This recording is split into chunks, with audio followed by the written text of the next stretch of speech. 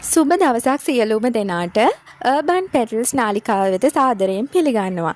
ඉතින් අද අපි අරගෙන ආවේ ඔයාලට ග්‍රාමීයව වැවෙන කටුවල මල් ටෙම්පරාදුවක් හදන්නේ කොහොමද කියලා. අපි බලමු ගොඩාක් අය නම් මේක කාලා නැතුව ඇති. මොකද මේක ගොඩාක් අඩුවෙන් තමයි හොයාගන්න තියෙන්නේ. අපිටත් අද මේ අහම්බෙන් වගේ තමා වැලක් හම්බුනේ. වැල ඇදලා ගත්තාම මේකේ අල තමයි ගොඩ අලත් කන්න ගන්නවා. ඒකත් හරිම රස කෑමක්. ඉතින් අද අපි අරන් තියෙන්නේ මල් ටෙම්පරාදුව හදන විදිහ.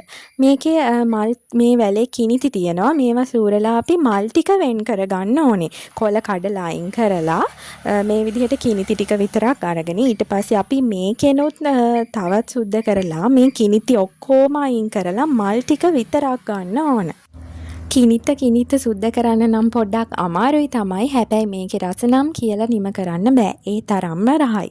මේ මැල්ලුම මං කියවනේ ගොඩක් අය කාලා නැහැ කියලා අඳුර ගන්නත් බැරි වෙයි මේ මොනවාද කියලා. මේ තියෙන්නේ සුද්ධ කරලා ඉවරුනාම කිනිති තවමත් තෝර සූරන්න ඕන. ඉතින් කිනිති 100% අපිට අඩු කරන්න බෑ. අවම මට්ටමක් තමයි ගන්න ඕනි. මේ තියෙන්නේ සූරලා ඉතින් ගොඩක් වෙලා යනවා. සූරලා ගත්තාම මේ වගේ ඉතුරු වෙනවා. ඉතුරු වෙන ටිකත් අපි පොඩි කර ගන්නවා. එතකොට කිනිති බේරිලා අපිට කිනිති ටික වෙන් කරගන්න පුළුවන් වෙනවා. මේ තියෙන්නේ ඉතින් අපි කිනිති ඔක්කොම අයින් කරගෙන බේරලා ගත්ත කටුවල මල් ටික. මේ ටික දැන් හොඳට සෝදා ගන්න තමයි අපි මේ ලෑස්ති වෙන්නේ. ටැප් එකට අරගෙන මල් ටික යන්නේ නැති වෙන්න අපි වතුර දාලා සෝදා ගන්න ඕනේ. මේ මල් වල කහට තියෙනවා. මේ කහට ටික යනකම් ඒ කියන්නේ සෝදන වතුර ගුරු පාට වෙනකම් අපි කහට සෝද අරින්න ඕනේ. එතකොට තමයි මල් ටික හොඳට පිරිසිදු වෙන්නේ. ඊට පස්සේ මැටි වලඳක් අරගෙන ලිපෙන් තියාගෙන සෝදලා අරන් වතුර හිඳනකම් ඉන්න ඕනේ. තෙල් දාන්න. ඒක අපි හැමෝම දන්න දෙයක් නේ. ඉතින් තෙල් ටික දාලා සුදු ලුණුයි කරපිංචායි දාලා සුදු ලුණු නම් පැහැවෙනකම් පොඩ්ඩක් බැද ගන්න ඕනේ. ටෙම්පරාදු කරගන්න ඕන. මේ ටෙම්පරාදු වෙන එක තෙල් එකටම අපිට අබ දාන්න පුළුවන්. කුරුඳු කරාඹු නැටි එන සාල් චුට්ටක් තලලා වගේ දාන්න පුළුවන්. ඊට පස්සේ ලුණු කපලා අරගෙන ලුණු ගෙඩියක් වගේ කපලා අරගෙන ඒකට ලුණු කලවම් කරලා ඒකත් අර සුදු ලුණු එකටම දාන්න ඕනේ ටෙම්පරාදු වෙන්න. ලුණු එකට තමයි අපි ලුණු කලවම් කරලා දාන්නේ.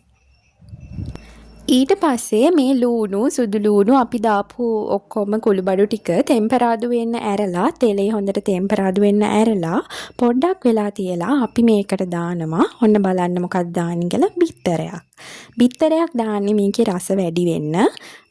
ඉතින් බිත්තරෙත් දාලා ටෙම්පරාදුව අපි බිත්තරේ හොඳට ටෙම්පරාදු වෙනකම් බැද ගන්නවා. ඊට පස්සේ මේක හොඳට කලවම් කරන්න ඕනි බිත්තරේ මල් වෙන්න නම්. ඒ විදිහට හොඳින් කලවම් කර අපි තියාගන්නවා. ඒ තියෙන අතරේ අපිට පුළුවන් අපේ කටුවල මල් එකට සෝදලා ගත්ත කටුවල මල් එකට කෑලි මිරිස් පොඩ්ඩක් කලවම් කරලා අමු මිරිස් තියෙනවා නම් අමු මිරිසුත් දාලා ඒක ඒ විදිහටම කලවම් කරලා මේ අපේ ටෙම්පරාදු කරගත්ත එකට දාන්න පුළුවන්. ඒ දාලා මේක හොඳට ආයෙත් කලවම් කරන්න තමයි තියෙන්නේ. ඉතින් මේක හදන්න හරිම ලේසි. අර සුද්ධ කරන කෑල්ල තමයි පොඩ්ඩක් අමාරු කෑල්ලකට තියෙන්නේ. නැත්නම් මේක හරිම ලේසියෙන් උයා ගන්න පුළුවන්. මේ විදිහට අපි හදාගත්ත සෝදලා ගත්ත මල් ටික ඔක්කොම එකතු කරලා කලවම් කරලා අතරතුර ඔයාලා කැමති නම් මේකට තව ಜಾති එකතු කරගන්න පුළුවන් රස වැඩි වෙන්න. ඒ කියන්නේ උම්මලකඩ කපලා පොඩියට ලියලා උම්මලකඩ ඒ වගේ දේවල් එකතු කරන්න පුළුවන්. මේක හරිම සුවඳයි. මේ කටුවල මල් වල පැංගිරි සුවඳක් තමයි එන්නේ. හරිම සෞම්‍ය සුවඳක්. මේක ඉව්වහමත් ඒ වගේම සුවඳ තියෙනවා. හරිම සුවඳයි මේක. උයලා බාද්දි මාර සුවඳක් එනවා.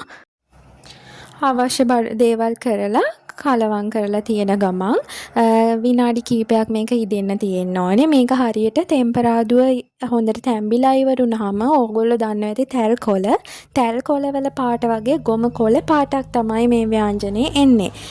තාම මේ පාට ඇවිල්ලා නැහැ. ඔන්න අන්තිමට බලන්න කොහොමද උයලා ඉවර වෙද්දි ලිපෙන් බානකොට මාළුවේ පාට තියෙන්නේ කොහොමද කියලා.